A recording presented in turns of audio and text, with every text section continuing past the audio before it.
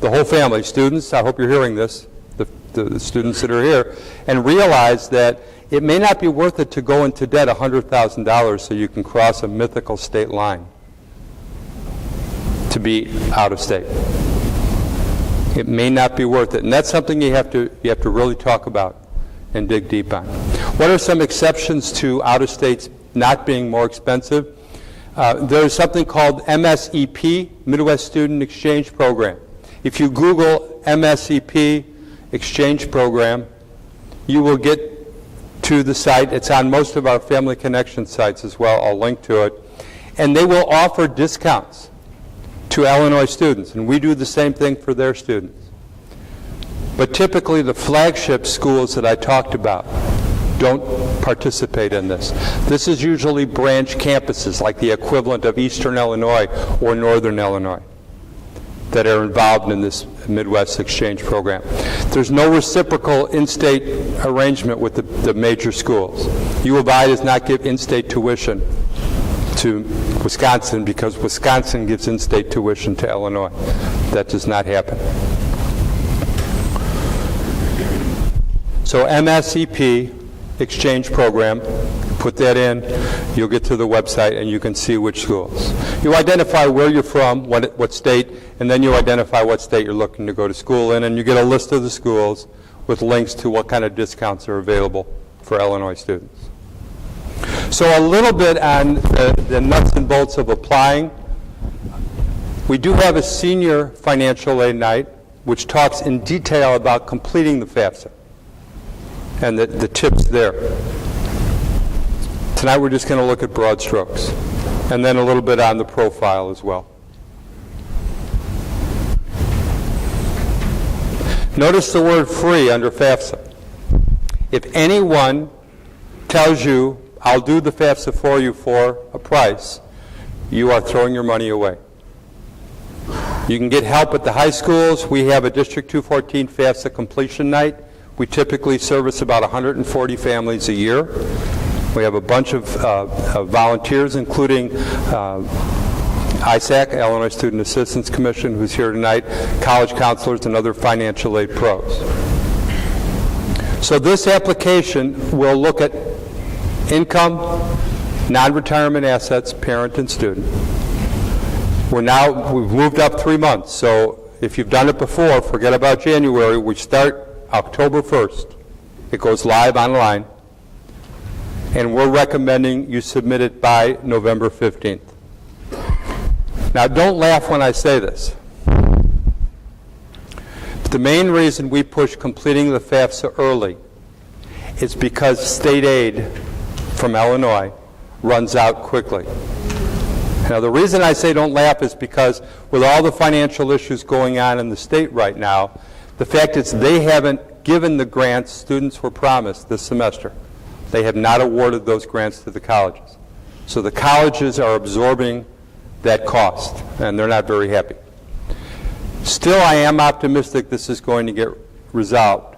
Nevertheless, you get in line for state financial aid by doing the FAFSA early. When the state has allotted what they have in the budget, what the state of Illinois has allotted, they stop. Even if you're eligible, you're not going to get. So to get in line early, it's that December 15th, or maybe earlier. It was a little later last year. The year before was a little earlier, but we think time-wise by November 15th should work. You'll all have your taxes done, right?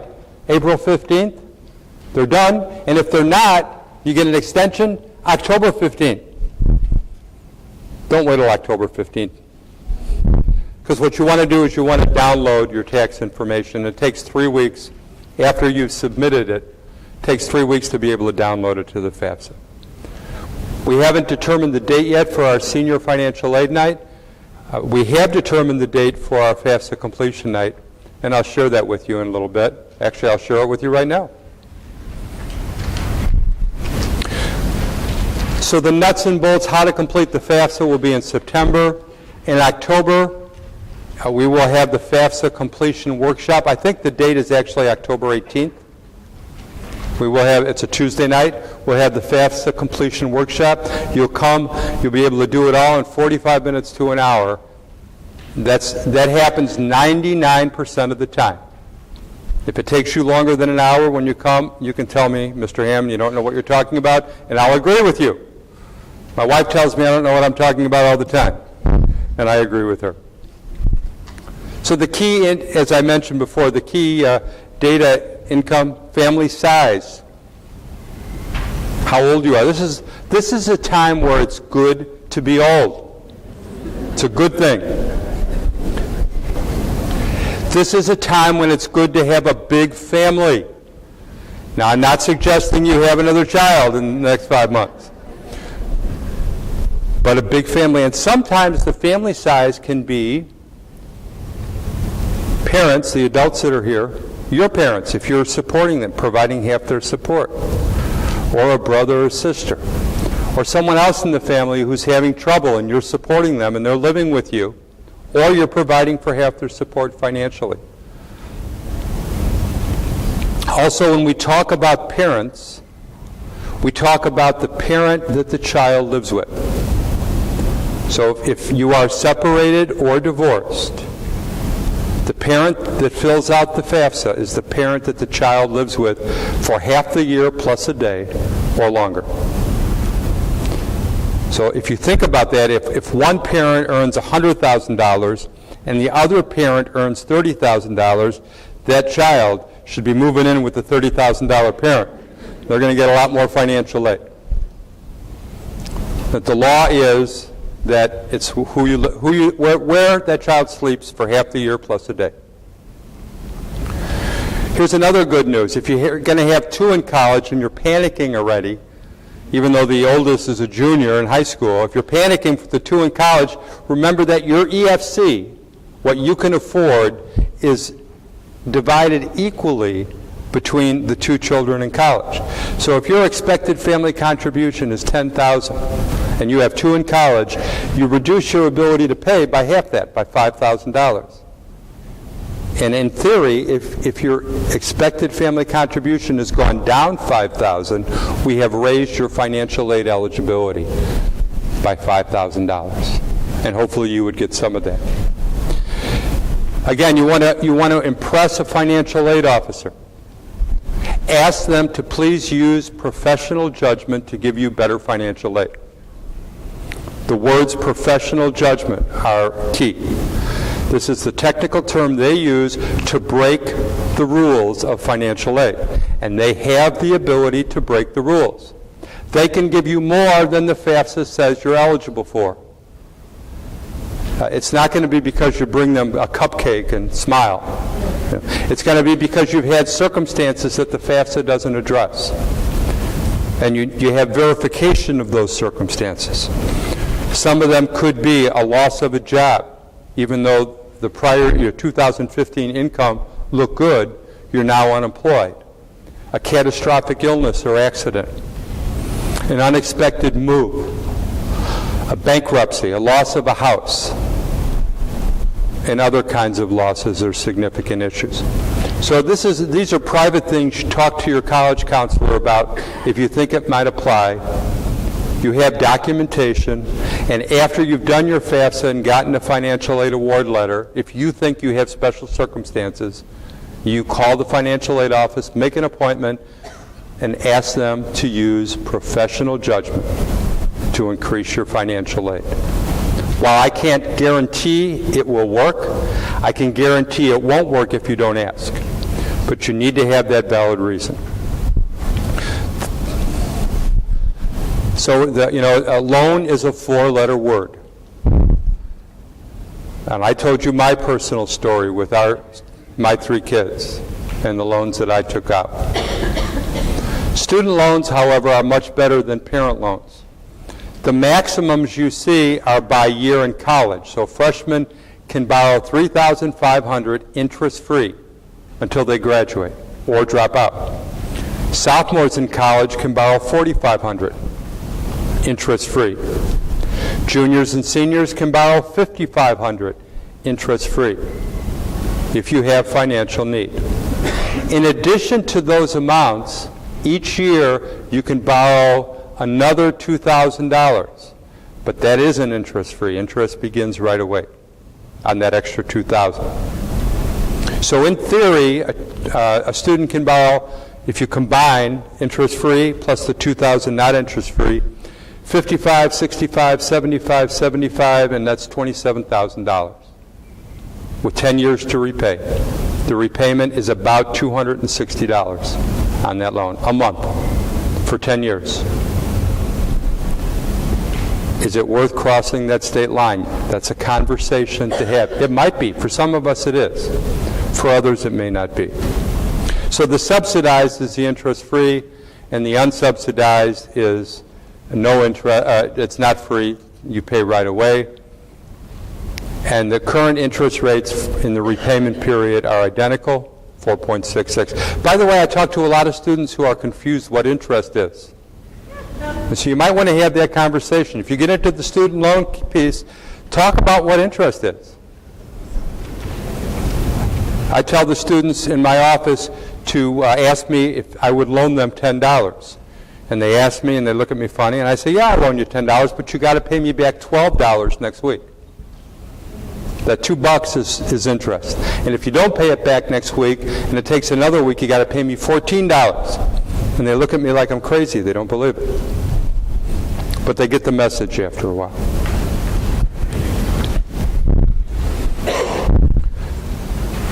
So what happens after the FAFSA is submitted?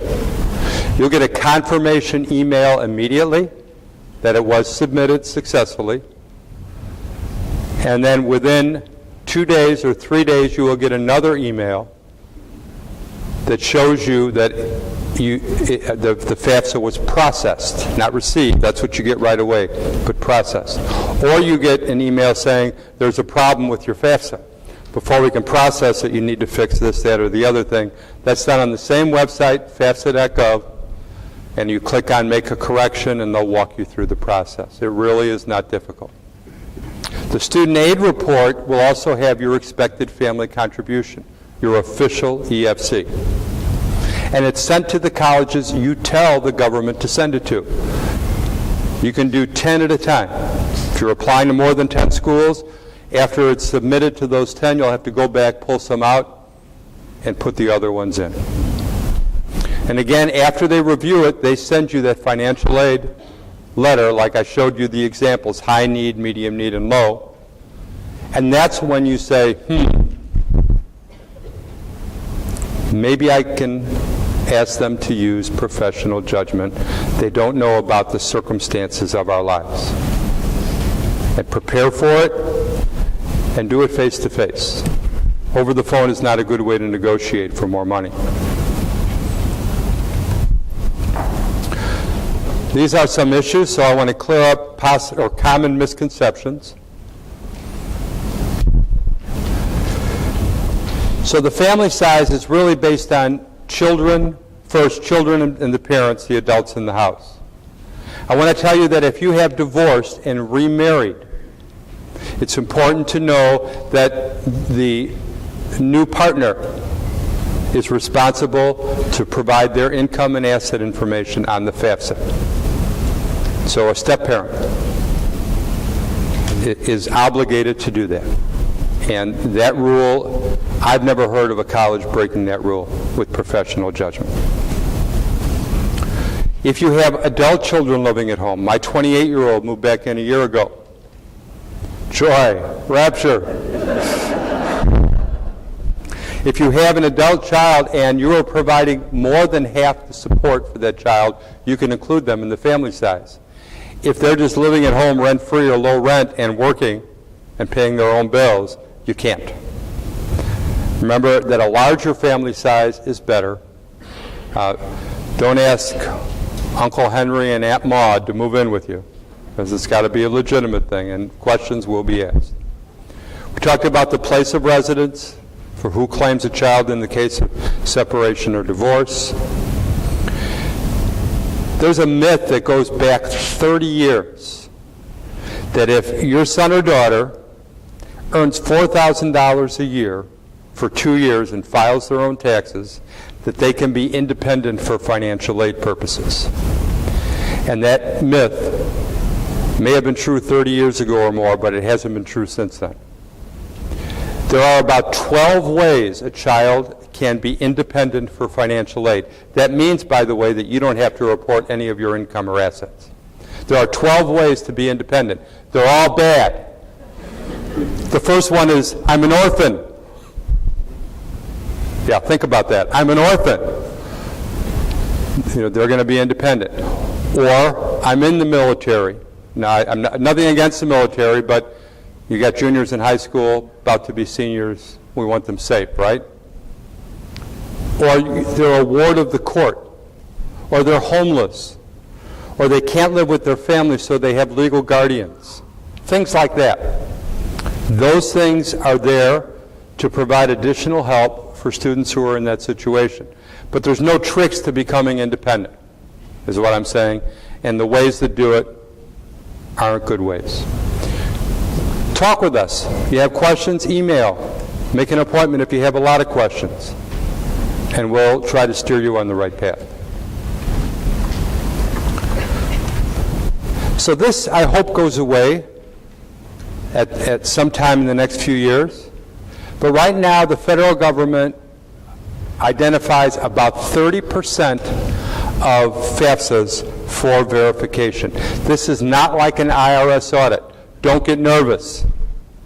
What they basically want is a piece of paper that answers a few simple questions and has a real signature on it, instead of a computer-generated signature. Verification, however, holds up finalizing financial aid. So if you get an email and say, well, congratulations, you've been selected for verification. Remember, this is on Christmas Eve if you celebrate Christmas. One way to avoid it minimally is that you plan on doing the data retrieval tool and downloading you and your child's tax information from the IRS to the FAFSA. That doesn't take long to do. There's another way to get official tax information. It takes long to do. It's a 6-week process. It's getting a tax transcript. But the verification does give you the opportunity to explain special circumstances, so that can be a good thing for you. It's not like an IRS audit. That's what I want you to remember. I was audited once. I'm happy to say I was right and they were wrong, but I sweat a lot and lost a lot of sleep over a period of time. Remember I said about 3% of the colleges in the country will give you 100% of your financial need. So if you wanted to go to Northwestern and you were admitted and they cost $70,000 and your contribution, your EFC was 0, Northwestern will give you $70,000. However, before they do that, they will have more questions for you. They want to see the complete financial picture, because that money, almost all of it's coming out of their own pockets. The pocket that says Northwestern, that has a Northwestern label. How do they get that additional information? There's another form. Sorry. Most of you will not have to fill this form out. You can see the name in the form. Again, you want to do it early. It's done online. And this is addressed on the Senior Financial Aid Night, a little bit more detail about it. But I can tell you that the profile asks about home equity. It might ask for 2 years' income information. It might ask you about retirement savings, although that they typically try to avoid using that. You know, if you had $600,000 in retirement funds, they might say you can afford to borrow a few $1,000s for the student. So we'll talk about that more next year, but that is for a small percentage of you, the CSS profile.